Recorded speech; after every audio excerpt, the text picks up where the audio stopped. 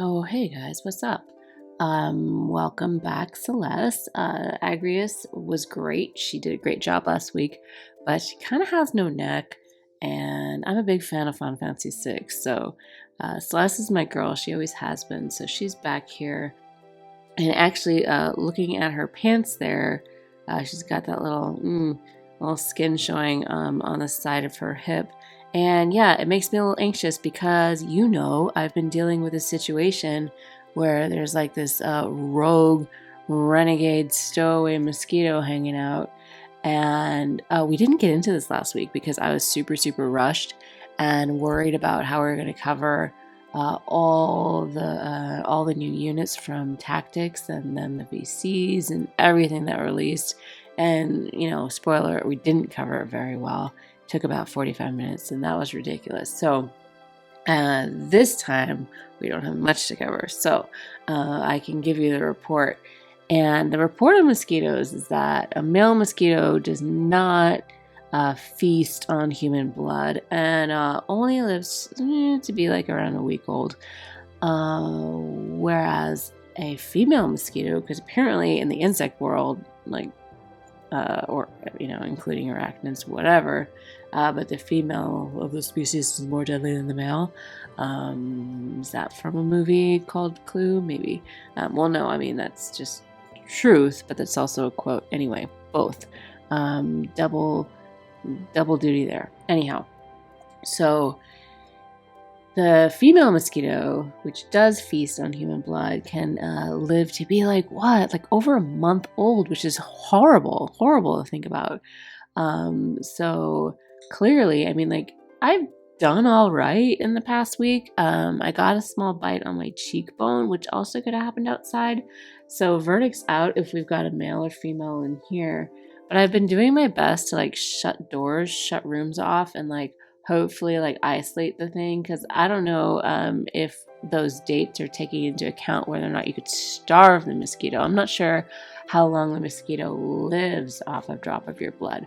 That's like a whole horse of a different color conversation. So I'm not sure, but even a bite on my cheekbone, not my cheek phone. My phone doesn't have a cheek and my cheek doesn't have a phone, but my cheekbone feels really violated, because I'm sorry, anything biting your face is a huge violation.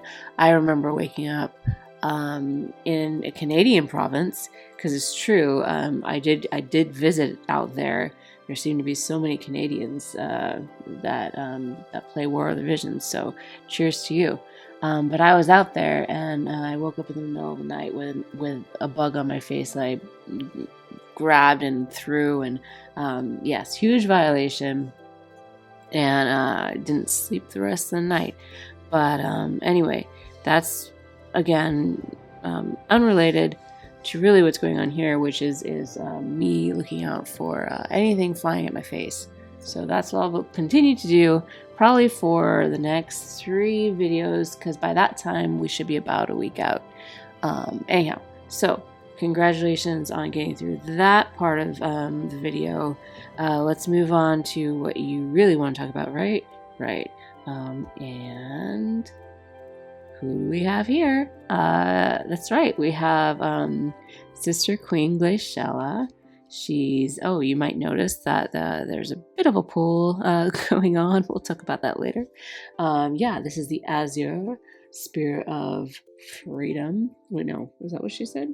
Azure, sorry. We're gonna go look again. You don't mind watching that again, right? Okay. Azure Spear of Reform. Yeah, I thought it wasn't Freedom. Anyway, this is Glaciela. She's the flag bearer of Reform, and she's gonna make us a little dizzy. So let's just stop her right there and go check her out. So this, of course, is the new Glaciela, who, if you're not caught up with the story, go somewhere else. Go do something else. Go watch a show or something.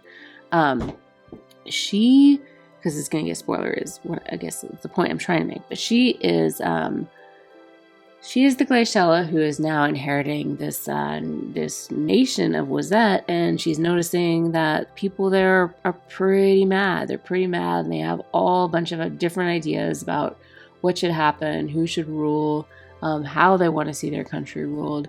And there are some that are staunchly in support of the flag of Wazette, and then there are some that have a lot of hatred, and rightfully so, towards King Curry's family. So as we kind of get into the crazy, chaotic political nature of Wazette as a country, we see Glaciela kind of just leading the way, trying to really reform the nation and unite her people, and hopefully get some support.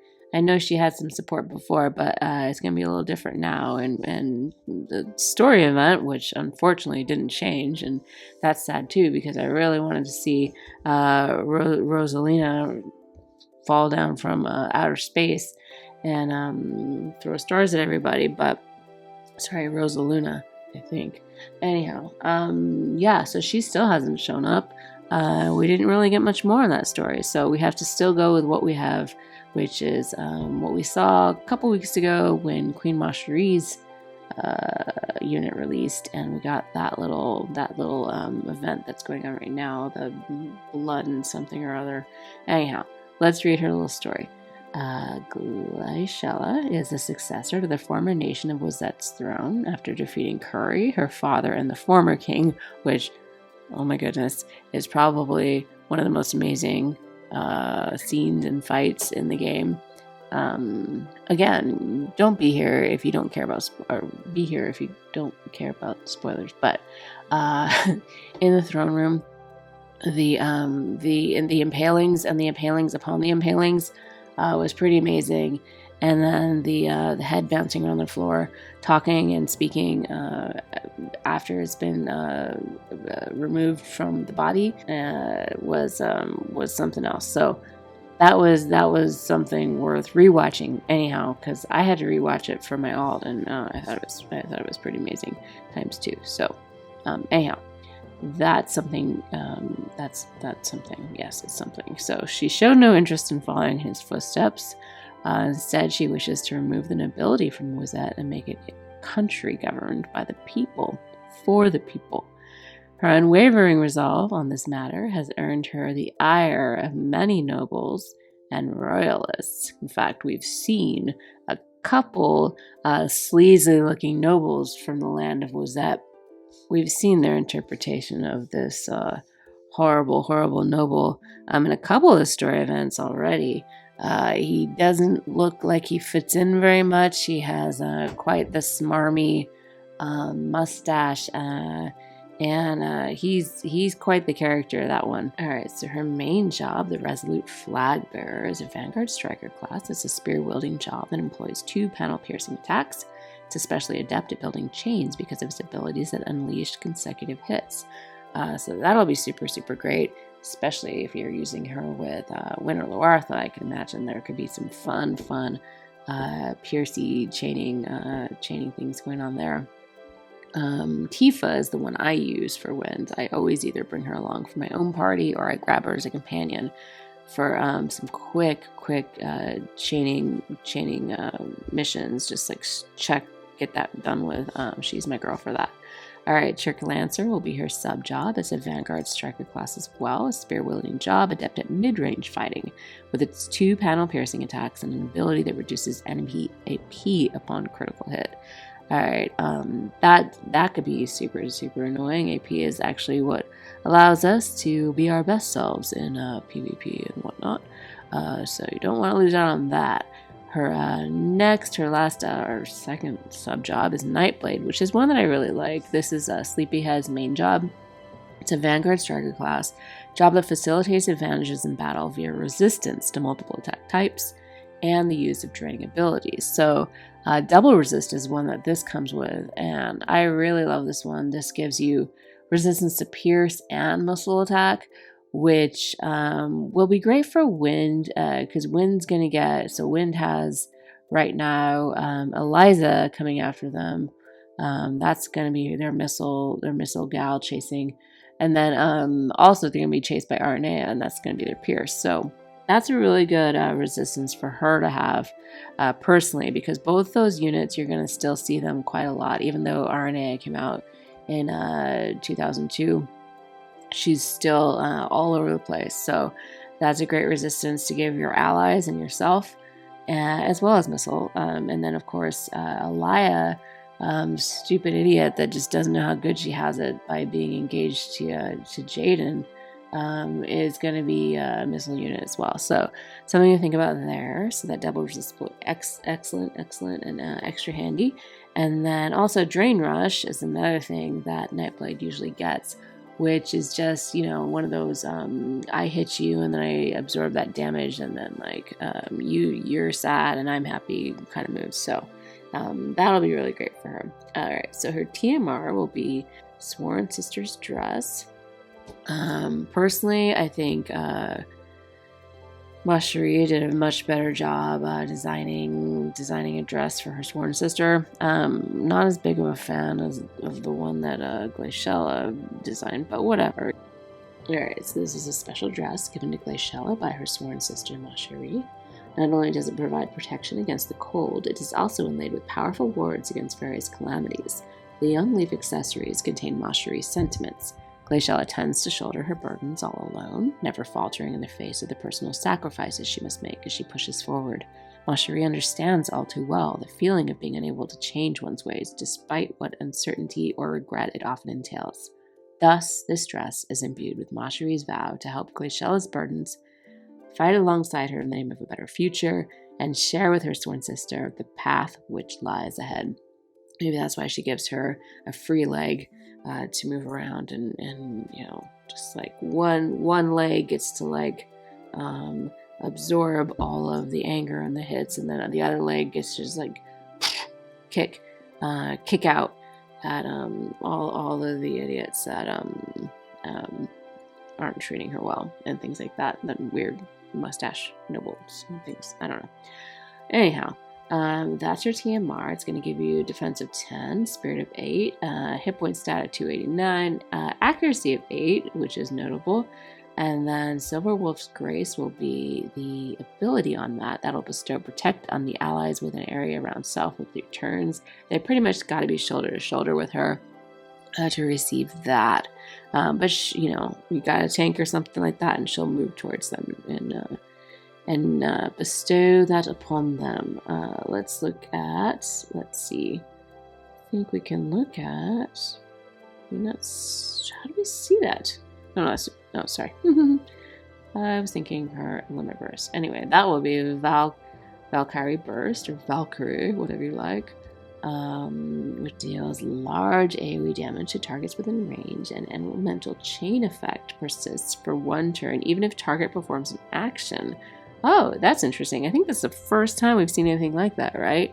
Where you can continue to build a chain even if the enemy moves, or... Oh, no, wait. It didn't say if he moves, but if they perform an action. So I could see that being super, super helpful in raids and things like that, where you're trying to build, or Trials of Reckoning, when you want to build up that chain as much as possible. So keep that in mind.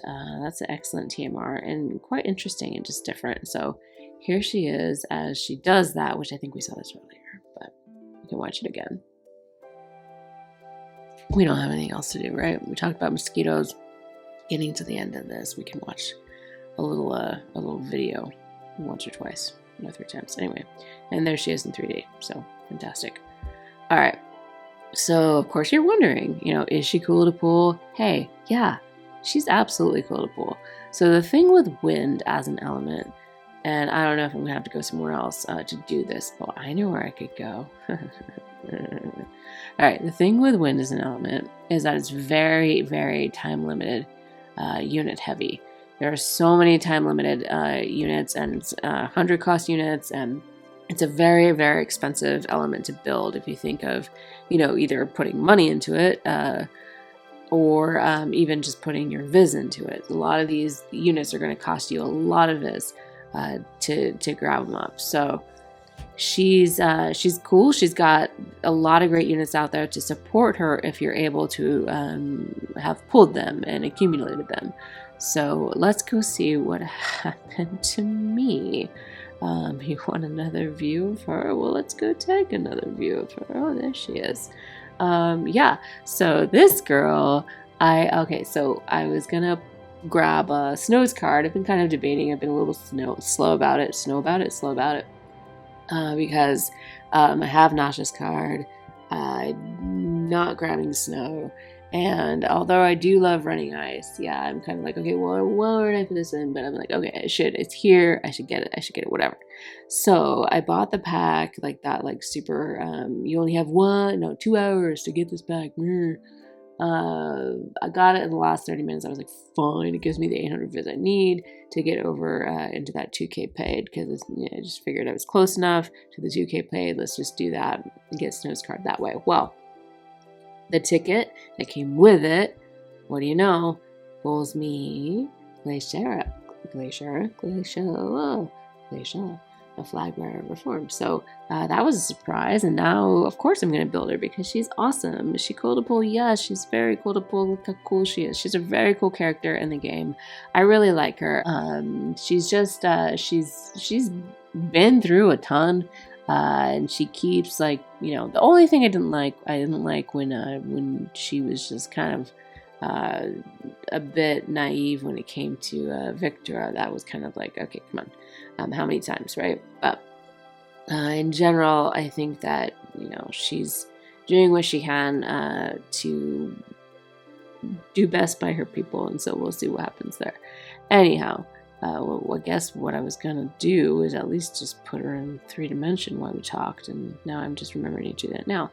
Anyhow, there's Mashari's successful costume of winter plaid, and all those inlays that we just talked about. Okay, that's enough. All right, I think we did that then. So yeah, cool to pull, absolutely. She's a great unit.